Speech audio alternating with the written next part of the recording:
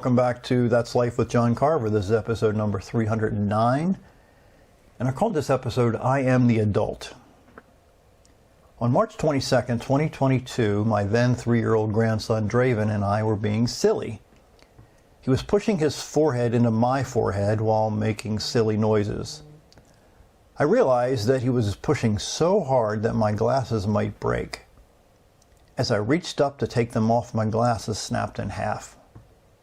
I caught myself getting a little annoyed that my glasses broke until pretty quickly I realized that I should have taken my glasses off before Draven started pressing his forehead into my forehead. I'm an adult. It was my fault that my glasses snapped in half. I couldn't help but be reminded of one of my earliest teachers by the name of Brian Tracy. Decades ago, I bought most of his audio teaching material and many of his books. One lesson he taught that stood out to me most was, quote, I am responsible, unquote.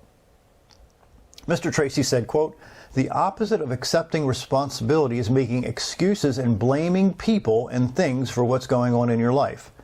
And since everything we do is a matter of habit, if people get into the habit of making excuses, they tend to get into the habit of evading responsibility at the same time.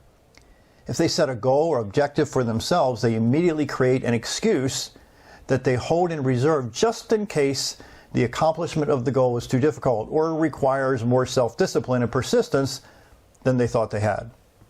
As soon as things start to go poorly, irresponsible people trot out their excuse and let themselves off the hook. But that won't let them get anywhere in the long run. A basic law of human life was first espoused by Socrates more than 400 years before Christ. He says it's called the Law of Causality. We call it the law of cause and effect. It states that for every effect in your life, there's a cause. If there's any effect that you desire or desire more of, you can trace it back to the cause, and by duplicating the cause, you can have the effect, unquote. Again, those words were by Brian Tracy. So I'm responsible for my glasses getting broken, period. If you're honest, and if you look back in your life, I bet you can count many times when some bad things happened as a result of poor choices on your part. Here's where it gets a little painful. How many times in your past did you blame others for those bad things when in reality it was the result of your words and actions? I'll tell you, I've been looking back in my life and admit a big percentage of the bad things that have happened to me have been my fault. This admission is freeing because it raises my ability to foresee potential mistakes in my future before they become bad choices on my part.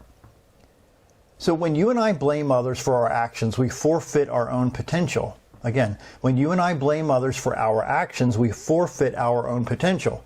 Blaming others for our mistakes places us in the victim stance instead of the victor stance. Let me say it again.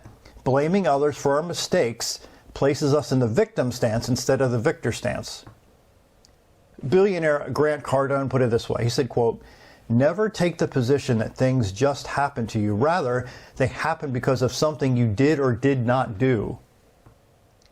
You are responsible for every word that comes out of your mouth and in every action you take in life.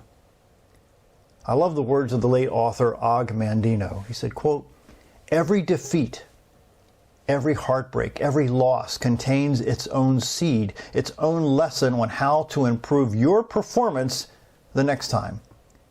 Weak is he writes, who permits his thoughts to control his actions. Strong is he who forces his actions to control his thoughts. Again, you and I are the adults. My name is John Carver. Thanks for watching.